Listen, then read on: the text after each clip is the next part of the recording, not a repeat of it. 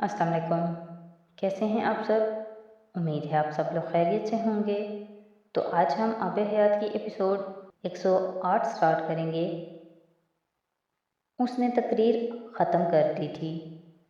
वो पूरा मजमा एक बार फिर उसके लिए खड़ा हो चुका था, तालियां बजाते हुए। अमामा भी तालियां बजा रही थी, हल्की मुस्कुराहट के साथ उसे देखते हुए, उसे दाद देते हुए। उसकी औलाद ने उसे ऐसे बहुत से फ़ख्रिया लम्हे दिए थे, बहुत सारे। आहिस्ता आहिस्ता उस घर के सारे परिंदे उड़ गए थे। जिब्राइल, अनाया, हुमैन, रईसा, मगर हर एक की परवाज़ शानदार थी। वो जिस आसमान पर भी उड़ रहे थे, फातिहाना अंदाज में उड़ रहे थे। तुम समझदार हो गए हो या एक्टिंग कर रहे थे? वहाँ से वापसी पर अमामा ने उससे गाड़ी में कहा था। वो ड्राइविंग करते हुए हंस पड़ा। एक्टिंग कर रहा था, ये तो जाहिर है। गलत सवाल कर लिया आपने मुझसे, उसने माँ की बात के जवाब में कहा था। तुम बेहद ख़राब हो हुमैन, अमामा को यकदम जैसे याद आया। मैं भी सोच रहा था, आप बाबा के ऑटोबायोग्राफी भूल कैसे गईं? हुमैन ने माँ के इस जुमले पर बर्क रफ्तारी से कहा। तुम्हें उसे नहीं पढ़ना चाहिए था। अम्मा अब भी संजीदा थी। आप ही कहती हैं किताबें पढ़ना अच्छी आदत है, उसने माँ से कहा। मैंने ये नहीं कहा था कि किताबें चोरी करके और बगैर इजाज़त पढ़ो। अम्मा ने उसी संजीदगी से उसे डांटा। ज़िंदगी में पहली और आखिरी बार कोई किताब चोरी करके पढ़ी है। आप तसल्ली रखें, मैं इतना पैशनेट नहीं हूँ रीडिंग के बारे में, उसने बड़े इत्मीनान से कहा। अम्मा अगर उसे शर्मिंदा देखना चाहती थी तो ये उसकी गलत फहमी थी। उसके पास हर लॉजिक और हर बहाना था।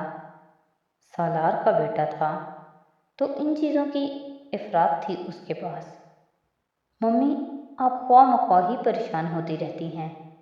हम बड़े हो चुके हैं, आप हर बात हमसे राज नहीं रख सकती, उसने माँ का कंधा थपकते हुए जैसे उसे याद दिलाया। बाकी तीनों हो चुके हैं, तुम नहीं हुए।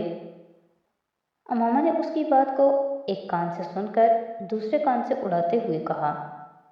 दैट्स नॉट फेयर, आपने मेरी स्पीच नहीं सुनी क्या? उसने बेसाख्ता एतराज़ करते हुए कहा था। वो स्पीच अनाया ने लिखी होगी, अमामा ने कहा। एक लम्हे के लिए वो लाजवाब हुआ और विंड स्क्रीन से बाहर देखते हुए भी उसे अमामा की चुभती हुई नज़रों का एहसास हो रहा था। शी जस्ट एडिटेड इट, उसने बिलाकर एतराफ़ किया। एज ऑलवेज, अमामा ने जताने वाले अंदाज में कहते हुए गहरा सांस लिया। I know it very well, मैं सारी उम्र स्पीचेस लिखता रहा हूँ, करता रहा हूँ। ये मुश्किल नहीं है मेरे लिए, मैं खुद भी कर सकता हूँ। लेकिन बस ये ना कहो कि तुम्हारी स्पीच सुनकर तुम्हारे समझदार होने का यकीन कर लूँ। अम्मा मज़ीद कुछ कहने की बजाय खफकी के आलम में खामोश हो गई और विंड स्क्रीन से बाहर देखने लगी। गुस्से में आप बहुत हसीन लगती हैं, उसने यकदम बड़ी संजीदगी से माँ से कहा। अम्मा ने गर्दन मोड़कर उसे देखा। ये भी मैंने बाबा की किताब में कहीं पढ़ा था, चैप्टर नंबर 5 में, नहीं शायद 4 में। वो अब अपना बाजू उसके कंधे के गिर्द फैलाए माँ को मनाने की कोशिश कर रहा था। वाकई लिखा है तुम्हारे बाबा ने? अम्मा ने जैसे बेयकीनी से उसे पूछा। इसके बावजूद कि वो ये किताब दर्जनों बार पढ़ चुकी थी, एडिट री एडिट कर चुकी थी, इसके बावजूद एक लम्हे के लिए उसे वाकई शायबा हुआ। लिखा तो नहीं, लेकिन अगर आप कहें तो मैं एडिट करके शामिल कर देता हूँ। आपको वैसे भी पता है मैं गलत बातों का चैंपियन हूँ, उसने बेहद इत्मीनान से माँ से कहा। وہ ہنس پڑی۔ وہ واقعی یہ بھی کر سکتا تھا، اس کے لیے اسے شائبہ نہیں تھا۔ ہم کہیں مل سکتے ہیں؟ اسکرین چمکی۔ کہاں؟ تحریر ابھری۔ جہاں بھی تمہیں آسانی ہو، میں آ جاؤں گا، جواب آیا۔ اچھا، سوچتی ہوں، لفظوں نے کہا۔ وہ خانہ کعبہ کے سامنے کھڑا تھا اور وہ وہاں مقام ملتزم کے سامنے کھڑا تھا۔ کتنی بار وہ یہاں آیا تھا اور کتنی بار یہاں آ کر کھڑا ہوا تھا، اسے اب گنتی بھی بھول چکی تھی، لیکن ہر بار کی طرح اس بار بھی وہ وہاں اسی حالت میں کھڑا تھا، ہیبت کے عالم میں، عجز کی کیفیت میں۔ دنیا کی کوئی جگہ سالار سکندر کو مٹی نہیں کرتی تھی، صرف وہ جگہ تھی جو اسے خاک بنا دیتی تھی، اور وہ خاک بننے ہی وہاں آتا تھا، ہر بار اپنی اوقات جاننے اور اس کی یاد دہانی کے لیے۔ ہر بار جب دنیا اسے کسی چوٹی پر بٹھاتی تھی تو وہ اپنے فخر اور تکبر کو دفنانے یہاں آتا تھا۔ آج بھی آیا تھا، بلکہ بلایا گیا تھا۔ خانہ کعبہ کا دروازہ کھولا جا رہا تھا، سیڑھی لگی ہوئی تھی، اور وہ دنیا کے مختلف خطوں سے آئے ان 10 مسلمانوں میں شامل تھا جنہیں خانہ کعبہ کے اندر ہونے والی صفائی کی سعادت کے لیے چنا گیا تھا، اور یہ اعزاز اس کے حصے کسی نیکی کے عوض آیا تھا۔ یہ اسے ابھی تک سمجھ نہیں آ رہا تھا۔ کرم تو وہ تھا ہی، اور کرم تو اس پر اللہ کا ہمیشہ ہی رہا تھا، لیکن اس کے باوجود وہ اپنے نامہ اعمال میں ایسی کوئی نیکی کھوج رہا تھا جو ایسے کرم کا باعث بنتی۔ وہ شاہی خاندان کا مہمان بن کر پچھلے سالوں میں کئی بار عمرے کی سعادت حاصل کر چکا تھا، امامہ کے ساتھ بھی، اس کے بغیر بھی، مگر یہ دعوت نامہ جو وہاں سے اس بار آیا تھا وہ سالار سکندر کو کسی اور ہی کیفیت میں لے گیا تھا۔ ایسا انعام اور اتنا انعام، ایسا کرم اور اتنا کرم۔ وہ خطا کار اور گناہ گار تھا، ایسا کیا کر بیٹھا تھا کہ اب یوں درگزر کر رہا تھا، یوں عطا کر رہا تھا، وہ بھی جو وہم و گمان میں بھی نہ آنے والی باتیں ہوں۔ وہ اس دعوت نامے کو آنکھوں سے لگا کر روتا رہا تھا۔ کیا صاف کرنا تھا اس نے وہاں جا کر؟ سب صفائی تو اس کے اپنے اندر ہونے والی تھی اور ہوتی آ رہی تھی۔ امامہ بھی وہاں تھی، ایک دوسری قطار میں، انہی افراد کی فیملیز کے ساتھ۔ وہ اسے بھی ساتھ لایا تھا اور وہ اسے رشک سے دیکھ رہی تھی۔ اس کے علاوہ وہ اور کیا کر سکتی تھی؟ اس کے گھر امریکہ سے آنے والا وہ مہمان اس بار اس کے لیے ایسی سعادت لانے والا تھا، اس کا اندازہ تو اسے تھا ہی نہیں۔ وہ اسے ہمیشہ سرپرائز کرتا تھا، بغیر بتائے آ جایا کرتا تھا جب بھی کبھی اسے وقت ملتا تھا، 2 دن کے لیے، 3 دن کے لیے۔ اس بار بڑے عرصے کے بعد اس نے امامہ کو اپنی آمد کے بارے میں پہلے سے بتایا تھا۔ تمہارے لیے ایک سرپرائز ہے، اس نے امامہ سے کہا تھا، اور وہ ہمیشہ کی طرح سرپرائز بوجھ گئی تھی۔ ایسا کبھی نہیں ہوا تھا اس نے وہ پہیلیاں نہ بوجھی ہوں جو سالار اس کے سامنے رکھتا تھا۔ تم مجھے عمرے پر لے کر جاؤ گے؟ اس نے کئی اندازے لگانے کے بعد اس سے فون پر کہا، اور اس کے ہنسنے پر امامہ نے فاتحانہ انداز میں کہا، مجھے پتا تھا، لیکن جس سعادت کے لیے اللہ نے اسے اس بار بلایا تھا اسے اس کا اندازہ نہیں تھا۔ وہ اسے نہیں بھول سکی تھی، اور جب اس صبح اس نے بالآخر امامہ کو وہ دعوت نامہ دکھایا تھا تو وہ گنگ ہو کر رہ گئی تھی، اور پھر وہی ہوا تھا جو ہوتا آیا تھا، جو ہونا تھا۔ وہ پھوٹ پھوٹ کر روئی تھی۔ تم اس لیے رو رہی ہو کہ یہ دعوت نامہ تمہارے لیے نہیں ہیں۔ سالار نے اس کے بہتے آنسو روکنے کے لیے جیسے اسے چھیڑا۔ نہیں، میں صرف اس لیے رو رہی ہوں کہ وہ آنسوؤں کے درمیان رکی۔ اللہ تم سے اتنا پیار کیوں کرتا ہے؟ وہ پھر رونے لگی تھی۔ حسد نہیں ہے، رشک ہے، تمہارا اعزاز ہے، لیکن مجھے لگ رہا ہے میرے سر پر تاج بن کر سجا ہے۔ وہ آنسوؤں کے بیچ کہتی جا رہی تھی، جو بھی اعزاز ہیں تمہاری وجہ سے ہی آئے ہیں امامہ، پہلے بھی اب بھی۔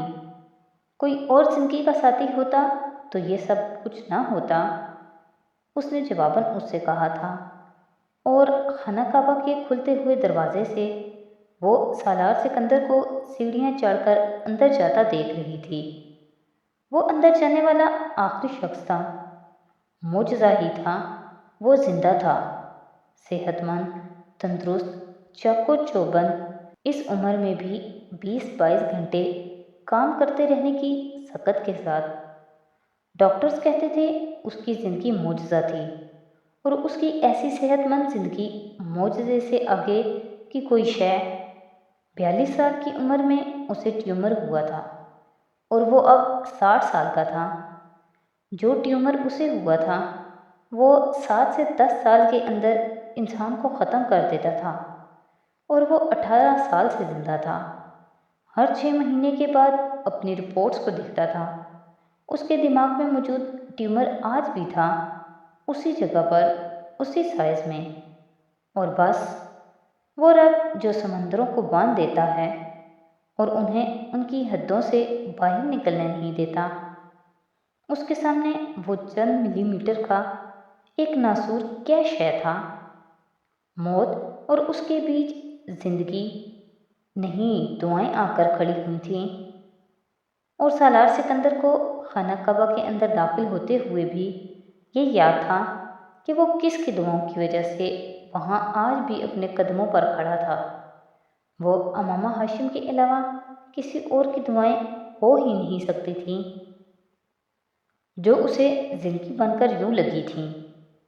یہ کتنے سال سے میں نے اپنے لیے کوئی دعا ہی نہیں کی۔ جو بھی دعا کی ہے تمہارے اور بچوں سے شروع ہو کر تم اور بچوں پر ہی ختم ہو جاتی ہے۔ جب تک مجھے اپنا آپ یاد آتا ہے مجھے دعا ہی بھول جاتی ہے۔ وہ اکثر اس سے ہنستے ہوئے کہا کرتی تھی، یوں جیسے ایک ماں اور بیوی کی پوری کہانی لکھ دیتی تھی۔ دیکھو اللہ تمہیں کہاں کہاں بلاتے ہیں، کہاں کہاں دعا کرنے کا موقع دے رہے ہیں۔ یہاں آتے ہوئے امامہ نے بڑی حسرت سے اس سے کہا تھا، اور اب خانہ کعبہ کے اندر کھڑے وہ اس سے کہنا چاہتا تھا کہ وہ اسے جہاں بھی بلاتا تھا وہ اسے ہر اس جگہ پر امامہ کو بھی یاد رکھواتا تھا، جیسے اسے جتاتا اور بتاتا ہو کہ اسے کیسی درجے والی عورت کا ساتھ عطا کیا گیا تھا۔ اس گھر کے اندر کی دنیا اور دنیا تھی، اس کائنات کا حصہ ہوتے ہوئے بھی وہاں کروڑوں نہیں آئے تھے، لاکھوں نہیں، ہزاروں نہیں، بس ہر صدی میں چند سو۔ اور ایک وہ صدی تھی جب وہاں پیغمبر صلی اللہ علیہ وسلم آئے تھے۔ وہاں کی ہر جگہ، ہر دیوار پر ان کا لمس تھا، اور پھر سینکڑوں سال بعد وہاں سالار سکندر بھی کھڑا تھا۔ ہیبت نہ آتی تو کیسے نہ آتی؟ صاف کرنا تھا تو کیا چیز صاف کرنی تھی؟ اپنے وجود کے علاوہ تو اسے وہاں صاف کرنے والی کوئی شے نظر نہیں آ رہی تھی۔ تم اندر جا کر کیا مانگو گے سالار؟ اس نے خانہ کعبہ آتے ہوئے اس سے پوچھا تھا۔ تم بتاؤ کیا مانگو؟ سالار نے جواباً اس سے پوچھا۔ پتہ نہیں، کچھ سمجھ ہی نہیں آ رہا۔ وہ رونے لگی، اور اس دعوت نامہ کو دیکھنے کے بعد بار بار یہی ہو رہا تھا۔ وہ بار بار بات کرتے ہوئے رونے لگتی تھی، جیسے دل بھر آتا ہو، جیسے خوشی کی حد ختم ہو جاتی ہو۔ تم سارے ستونوں کو ہاتھ لگا کر آنا، ساری دیواروں کو، ان کو نبی پاک صلی اللہ علیہ وسلم نے بھی چھوا ہوگا، کسی نہ کسی کو۔ پھر تم باہر آؤ گے تو سب سے پہلے میں تمہارا ہاتھ چھوؤں گی، وہ بچوں جیسے انداز میں کہہ رہی تھی، اور خانہ کعبہ کے اندر اس کی دیواروں، ستونوں کو آب زمزم سے دھوتے چھوتے سالار سکندر کو سمجھ آ گیا تھا، امامہ ہاشم کیوں یاد آتی ہے ایسی ہر جگہ پر، کیوں دعا والی ہر جگہ پر سب سے پہلے اس کے لیے دعا کرنا یاد آتا تھا، کیونکہ وہ عشق رسول تھا، خالص تھا، غرض کے بغیر تھا، قربانیوں سے گندھا تھا۔ یہ کیسے ممکن تھا؟ وہاں سے جواب نہ ملتا، بھلا دیا جاتا۔ تم نے اندر جا کر میرے لیے کیا مانگا؟ اس کے باہر آنے پر امامہ نے عجیب بے تابی سے اسے پوچھا تھا۔ وہ ابھی اس کے پاس آیا ہی تھا، اس کے دونوں ہاتھ پکڑے وہ اب اس سے پوچھ رہی تھی۔ مانگا ہے کچھ؟ بتا نہیں سکتا، سالار نے جواباً عجیب مسکراہٹ کے ساتھ کہا۔ جب پوری ہو جائے گی دعا پھر بتاؤں گا۔ اس نے اسے جیسے اگلا سوال کرنے سے روک دیا تھا۔ میں جانتی ہوں کیا مانگا ہے، لیکن میں بتاؤں گی نہیں، دیکھتی ہوں قبول ہوتی ہے تمہاری دعا یا نہیں، امامہ نے جواباً عجیب سی مسکراہٹ کے ساتھ اس سے کہا تھا۔ تو آج کی ایپیسوڈ یہیں پہ ختم کرتے ہیں، نیکسٹ ایپیسوڈ کے ساتھ کل پھر حاضر ہوں گے۔ تو اگر آپ کو میری ویڈیوز اچھی لگ رہی ہیں تو پلیز میری ویڈیوز کو لائک کریں، میرے چینل کو سبسکرائب کریں اور اپنے فیملی اور فرینڈ کے ساتھ شیئر کریں۔ بہت شکریہ۔